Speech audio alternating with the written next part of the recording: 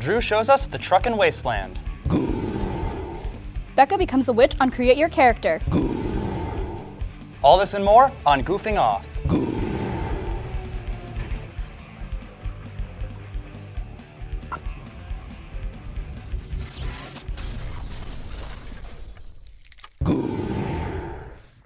Welcome to Goofing Off's live show. I'm Mon. And I'm Kyle Glockner. Well, Mon, this is your last episode of Goof.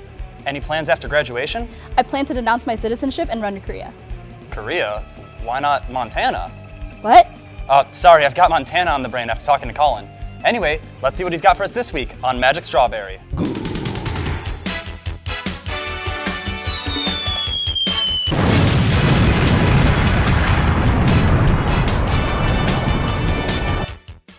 Hey fellas, I'm Colin and you're watching Magic Strawberry. The Far Cry franchise has taken us to places such as mysterious archipelagos, Central Africa, a fictional Himalayan country, a Mesolithic era valley in Central Europe, and now the exotic backwoods of Montana. This is Far Cry 5. As I said, Far Cry 5 is set in the fictional Hope County of Montana, which is Far Cry's first foray into the United States. You play as an unnamed junior deputy who is assigned to a task force designed to arrest the leader of a religious militaristic cult, Joseph Seed, aka the Father. Shenanigans ensue and you find yourself trapped in Hope County. The objective? Rescue your fellow kidnapped task force members and liberate Hope County from the cult Eden's Gate. Far Cry 5's gunplay and gameplay in general is extremely fluid. The flow of battle is fast and steady, and the combos and techniques you can use to kill cultists are almost endless. And aside from the driving, which I've found to be discombobulating, I can say that the combat mechanics are the best thing about this game. This game also operates on a buddy system where you can drag around guns for hire and other specialists to help you along the way, my personal favorite being Rye, a fighter pilot who can gun down whoever you're targeting from up above, which comes in handy numerous times when you're in a tight situation.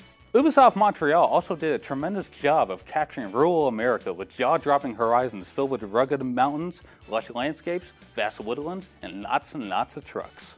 The map is humongous and is divided into 3 regions, each led by a different sibling of Joseph Seed. John Seed, proprietor of cleansing people of their sins through the power of yes. Jacob Seed, former military and recruiter for the cult as well as head of security. And Faith Seed, who likes to drug her victims with a substance called bliss and runs her own personal labor camps. Not to mention the head honcho himself, the Father, Joseph Seed. Joseph is everything you usually want in a villain. He's a vessel imbued with endless amounts of charisma. He's chilling, unsettling, has a sense of mystery about himself. He's another great antagonist for this franchise. Thankfully, the huge map isn't difficult to traverse either, thanks to the abundance of helicopters and planes, as well as a wingsuit you can earn later as a perk. The main drawback of the setting, though, is that it's not visually dynamic.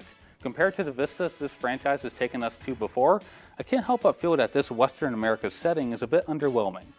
Our playable protagonist also falls flat. Our character doesn't speak a single word throughout the game, the pain of which can definitely be felt when a villain character monologues for what feels like an eternity, and your character just kind of listens. You play as the ultimate blank slate. You accept everything you're being told. You don't debate any of the moral issues at hand. You have no feelings. There's no indication of what drives you other than the immediacy of the situation.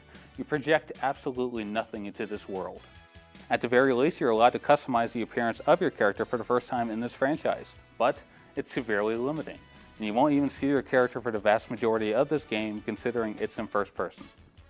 The game is also very disappointing narratively speaking. Far Cry 5 marketed itself, at least from my perspective, as a social vehicle for our current political climate, and looked to be steering the Far Cry franchise into a more serious direction. And the beginning of the game indicated that this was indeed the case. The first 20 minutes of this game is hauntingly beautiful. I legitimately felt a little frightened when first walking into a church to arrest Joseph Seed, as the choir supplies creepy ambiance. Being in a small team surrounded by deranged individuals, I knew that this could only lead to disaster, which, predictably so, it did. Everything about this intro was utter perfection, which made it all the more disappointing when the game didn't take itself nearly as seriously from then on. It was strangely apolitical to the point where in the end, it really had nothing to say at all, which was weird considering the marketing strategy leading up to the release. Far Cry 5 is a sandbox for causing total mayhem in any way you please. Though it lacks a serious narrative, there is still plenty of enjoyment in shooting up everything in sight, and exploding as many things such to your heart's content.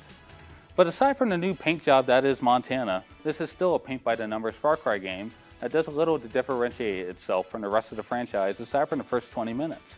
And although I will admit that it was silly to expect serious social commentary from a franchise whose main hallmarks lie in pure absurdity, I still feel that the game was a huge missed opportunity in that respect. With all that said, I give Far Cry 5 a 7 out of 10. Here we go. Got it.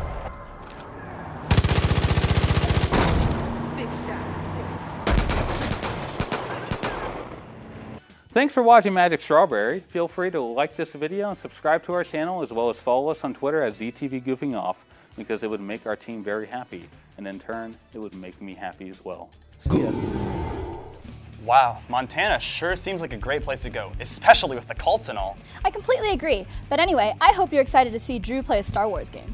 Wait, I thought he played Hard Truck Apocalypse. No, it was definitely Star Wars. You'll have to see for yourself on Drew's Truckin'.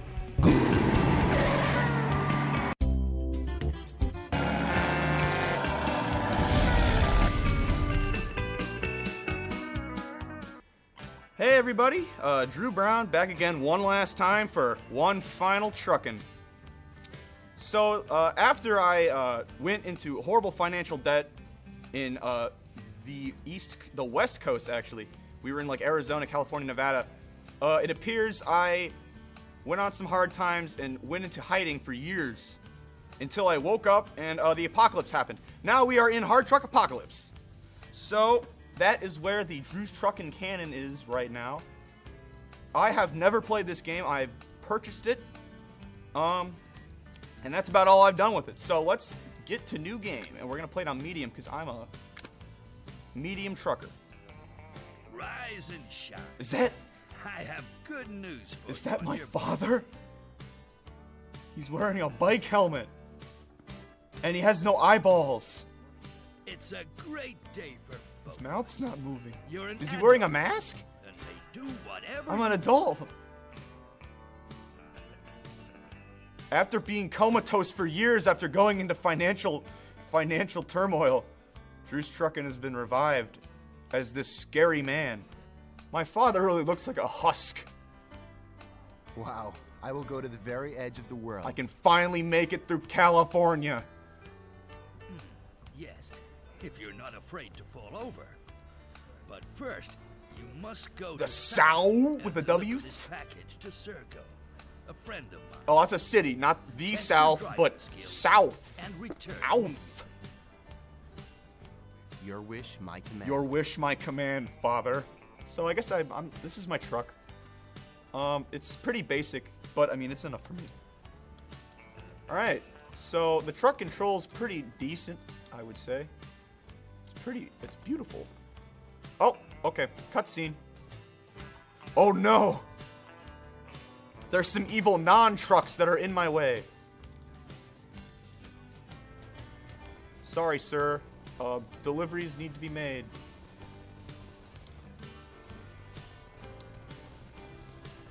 Looks like he's perfectly fine. Just sometimes you gotta teach him. What is that? What is that? Can I collect that? Oh well. Moving on.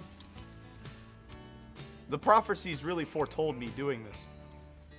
They foretold of a man who would go into a coma after going into horrible debt in California.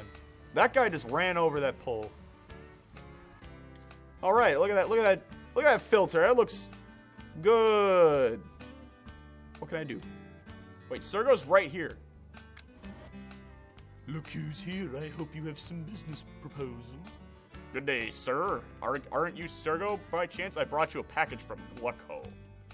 Yes, I am Sergo. And you must be Peter's son. You've grown up since I last saw you. Look at his creepy face. That's probably what he sounds like. That's my first trip. Shall we talk business? Let us take a look at your merchandise. Well, I'll give you 100 coins. Do you agree? That'll do. Exactly what the father told me. Sometimes when you're trucking, you gotta take the road less traveled here. And in this case, it looks like this dirt path is the road that is not traveled. So we're gonna take that road, and hopefully that will lead me back to father. There it is, the big boy. No! Father! What did they do to you? Oh no! I go to town for 5 seconds. And look what happened! Father! I never saw your face, Father. You wore a scary mask. What happened? My boy. Come My over boy, come over here. What happened here? Who did it? What happened here? Who did it? Who did it, Father? Tell me. You look Listen fine. carefully. Just get up. I've been taking care of you for years. Bora, like your dad. Seems did. like he sounds all right. He will help. Go, son. Well, my adopted father is now dead. And I look, Oh, my life. What should I do now? Nothing left. And no one. Only this letter. I have a letter? I have to go see some guy named Ben something. How did he It is a die? real He's not story. burned. He looks fine. But you must know. Where he Gotta lives. find Ben. I have a new coin. I got 250 coins from my dead father. Cool. At least I got paid, you know?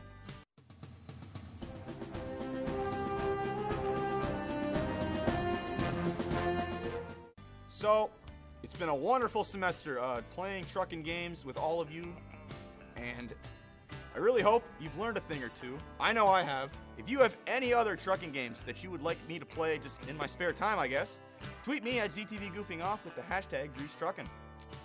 I'm Drew Brown, and this has been Drew's Truckin'. Keep on trucking, fellas. I'll avenge your father, Drew. But for now, we take a break. If you like what you see here on Goofing Off, be sure to like us on Facebook, subscribe to our YouTube channel, and follow us on Twitter.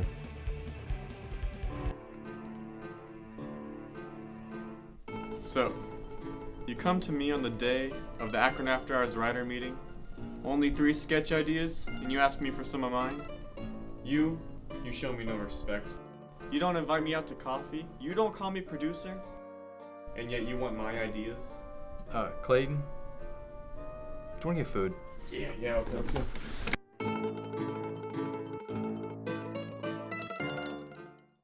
Hi, I'm President Matt Wilson at the University of Akron, and you're watching ZTV.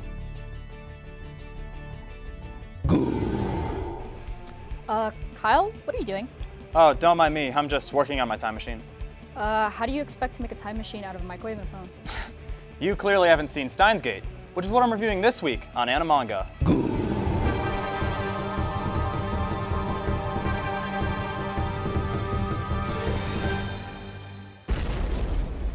Hello anime and manga fans, I'm Kyle Glockner, and welcome to another episode of Animanga. Time travel sure is an interesting concept for a show, and it makes for an interesting plot device if used correctly. It's one of those tropes that gets used so much that it kind of becomes mundane when it's done over and over and over again. But every now and then you come across a sci-fi show that revolves around time travel that just really piques your interest, and that's just the type of anime I'm talking about today. So without further ado, let's talk about Steins Gate.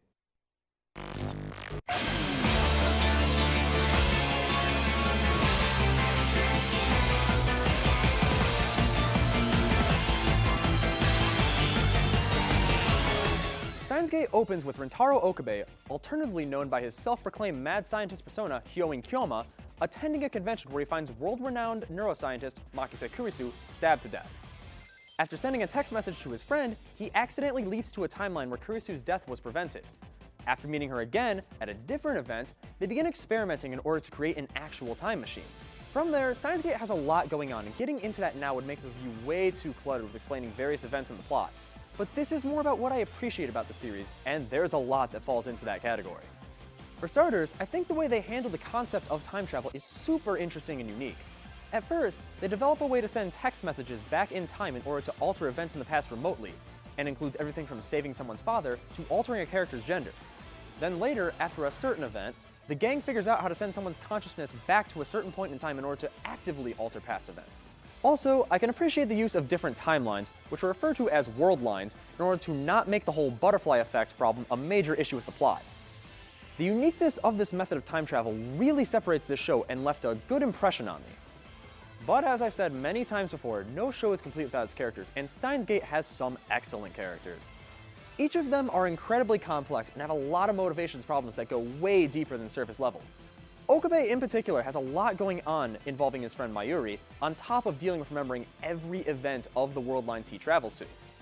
Once again, I can't get into too many details due to spoilers, but just know that Okabe goes through a lot on his time-traveling journey, to the point where it almost breaks him. But he's able to power through and do what he needs to do in the past, making him easily one of my favorite protagonists of all time. But moving on to the other characters, while they aren't always in the spotlight, they each carry their own weight as secondary characters. In some shows, the secondary cast can get overshadowed, making them easily forgettable, but in Steins Gate, the secondary cast at times rivaled the main cast in my opinion. A lot of them use the time-traveling abilities created by Okabe and Kurisu, but due to certain events are willing to have those changes revoked, despite some changes having severe consequences to their personal lives. Some of these episodes got really deep and sad and made me tear up a bit, and in my opinion, that's exactly what a show needs to do. Any show that can legitimately tug at my emotions succeeds in my book. Overall, Steins Gate is a fantastic show that I would highly recommend. I feel as though it's an essential watch for any anime fan. Plus, this season, Steins Gate Zero is coming out. It takes place in a timeline where certain events towards the end of the anime didn't happen, leading to this alternate world line. I can't go into details because it would spoil the entire show, but let me tell you that it is even more emotional than the original. So, if you do like Steins Gate, check out Steins Gate Zero. Steins Gate was directed by Hiroshi Hamasaki and Takuya Sato and animated by Studio White Fox, while the original light novel game was developed by 5PB and Nitro Plus. With any light novel adaptation, I'm always impressed how the studio translates 20+ hours of dialogue-based gameplay into a 4 to 9 hour animated series, and Steins Gate is no exception. But anyway, that's all the time I have for today, so let me know what you think by tweeting me at ZTV Goofing Off using the hashtag Animanga. Until then, I'm Kyle Glockner, and this has been Animanga.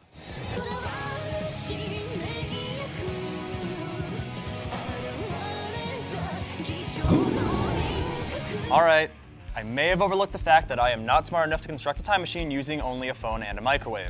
Just to be a witch and use a time turner. What? Becca makes us into witches with Create Your Character. Hello everyone, I'm Becca Tyler and welcome to Create Your Character.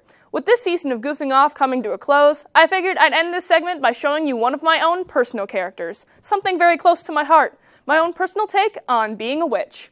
Anyway, that's enough of my talking. Let's head to the drawing board.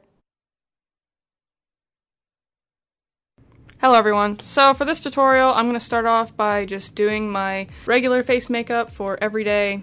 So that includes like foundation, contouring, all that jazz. So now we're going to start with my eyes. So to start off my eyes, I'm going to be going in with this light champagne shade and putting it all over my lid. And then I'm going to be taking a sparkly version of that same color and putting it in the inner corner of my eye and on my brow bone. So next, I'm going to go in with this grayish, mauve-y purple shade, and I'm going to be putting that all over my lid and on my lower lash line, and then what I'm going to be doing with it is dragging it down so it just kind of looks like it's smeared. And then next, I'm going to be taking this dark, cool-toned brown and applying it to my crease, and I'm also going to be putting that on the lower lash line and dragging it down like I did with the other color. However, I'm not going to be dragging it down as far. And then with that same color, I'm going to be making lines in the shadows and then blending them out a little bit. And then next I'm going to be applying black eyeshadow to the outer portion of my eye, and then again on the lower lash line, but I'm not going to be dragging this one down, it's just going to stay there. And then for lining my eyes, I'm just using this chunky black eyeliner pencil. It's not really supposed to be anything precise, so I'm just going to be lining the top lash line, and then I'm going to be putting this in my waterline as well. If you want to add a little bit more drama to this character, you can add fake lashes. However, I'm not really into over-dramatizing this character, so I'm just going to be putting on some mascara, and that's that. Then for my lips, I'm just going to be applying this grayish purple lipstick that I have, and then putting black eyeshadow in the inner corners of my lip, and then blending it inward to create more dimension in that lip. Alright, and then now for the fun part. This next part is going to be focused around creating something that resembles a third eye or an all-seeing eye. For this you will need liquid latex. When you're applying the liquid latex, apply it to the forehead in a few thin layers and then wait for those to dry. And then after they have fully dried, take a toothpick or any other sharp object, I'm just using tweezers, and create a slit in the center of the latex and pull it apart until it becomes a circle or oval shape.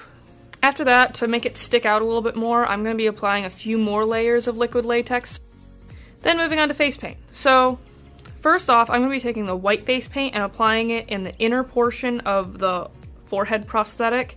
And then after you've applied the white to the center of your forehead, around the outside edges, want to apply black, and I'm just kind of smearing it out. None of this is going to be really precise, it's just going to be very messy. And then with the black eyeliner I used before, and then bringing all of that down to a point on my forehead, I'm also going to be doing the same thing with my eyes, just bringing that down to a point. And then, as my own little personal touch, I'm drawing runes on my face. These are actually Nordic runes, aside from the little sun and moon I decided to add. I just thought those looked pretty cool. But otherwise, they are Nordic runes.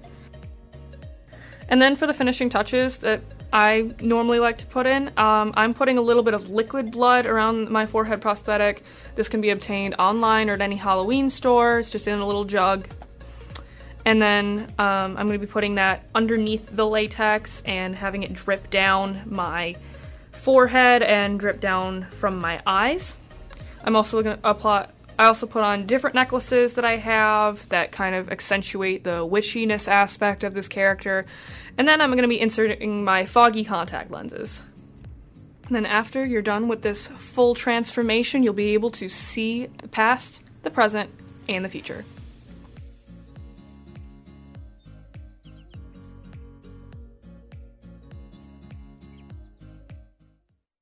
Well, that's all I have for this character. If you have any questions, comments, or concerns for this character or any of my other ones, tweet me at ZTVGoofingOff with the hashtag #CreateYourCharacter.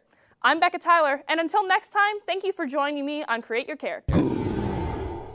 I bet you're wondering, which segment is next?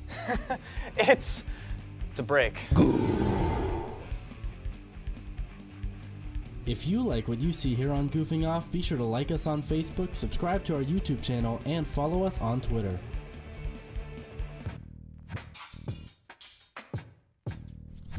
Peyton, what is that? What? It's abstract. Jack, literally, what does this have to do with the arts in Akron? Yeah, honestly, what is this? Why are we doing this? You guys, you just don't understand what real art in Akron is like. I mean, look at this. I can't draw. I mean, look, bro, come on. We can't broadcast this. We film the art, man. We don't make it. Hi, I'm President Matt Wilson at the University of Akron, and you're watching ZTV.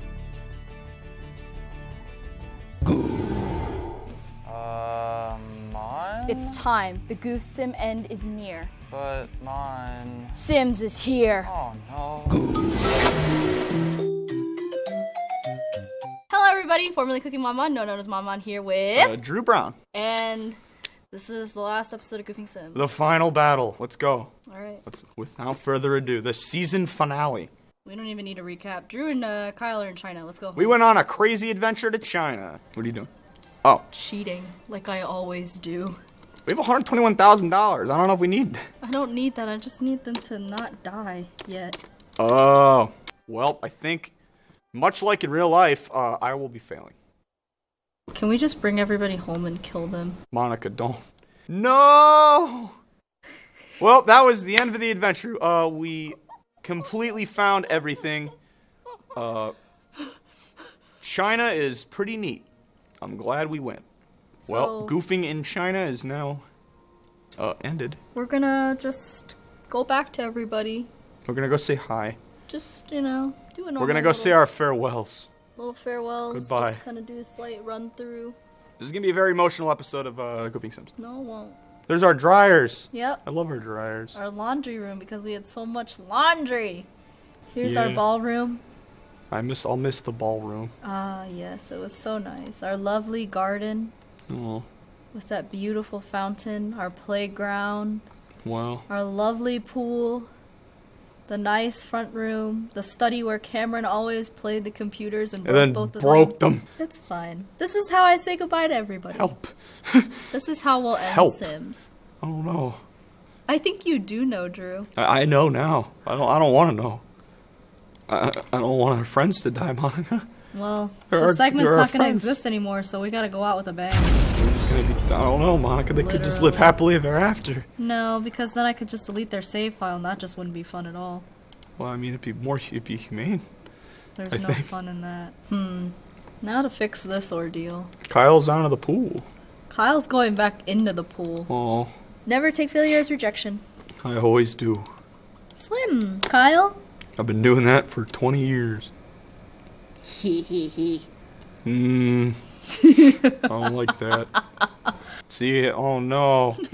There they go. I'm down first. Just as it always was meant to be. Well. Bye, Drew. There I go. Kyle, your hair's clipping into your body. Well. Everyone's a ghost now. Oh. Brendan! Is Brendan a ghost? Go blow out the candles, Dom. Aw. Brendan is down. I'm sad we couldn't watch Brendan die, but he just curled up into the fetal position and died. Monica. Dom. No, Pixie Man. Bye, Dom. Dom.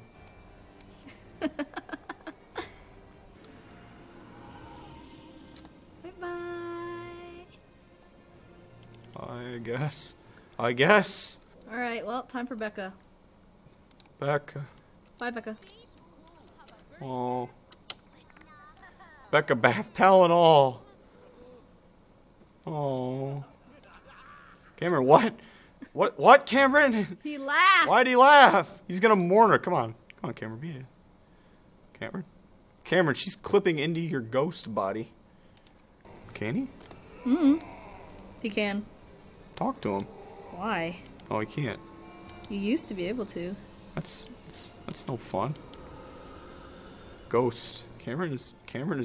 Ugh, she gets to be a ghost? No fun. He's gonna send her to the shadow realm. Give a big handshake, I guess. She made a deal with death. She dove into the shadow realm. Alright. Okay. How to kill proper. Colin. Well, does he now? Well. Oh. Well. Colin went nowhere. And thus, the only remaining Monica is sin. mourning now. Don't mourn. Don't be weak. Oh. You're stronger than this! I guess. It was really easy to delete Cameron. I guess. So, yeah. That was a nice little episode. I guess. Everyone's dead but me, because I guess in The Sims you can't kill yourself. That's true. Probably. This was a nice way to end the semester. So I'm Mon. I'm Drew Brown. Thanks for watching us play Sims with Goofing Sims. I guess. This was fun. I guess. I had a lot of fun. I did for a while. Bye. Bye. Bye. Really? Yeah. A pool? Yeah. Why a pool? Why not? It's ideal. We were in China. Why didn't you kill me there? I couldn't help it. They have such a great wall. Kyle, you blew up. Literally in China. You know what? What more do you want? You can't really do that in America, I suppose. No. It just doesn't work. The wall isn't great enough. Oh, I guess so. It just doesn't work. It just doesn't work. Look, poor Brendan. I know. I tried my best, and maybe I got a little power hunger, but it's okay. It's okay. It's okay. Becca made out the best. Yes, she did. She almost came back, but I didn't let that happen. Becca, Object delete. Good job. Object delete. All of it. Well, fellas, this is the end of Goofing Off. We finally get to end it all. But despite everything, it was a pretty good semester. But that is all the time we have for today. Be sure to like us on Facebook, follow us on Twitter and Instagram, and subscribe to our YouTube channel for extra content. I'm Kyle Glockner. And I'm Mon. Thank you for taking the time to goof off with us. Wait, what? What do you mean Justice League came out last year? Well, how are the reviews? Oh no. This program was produced by ZTV at the University of Akron.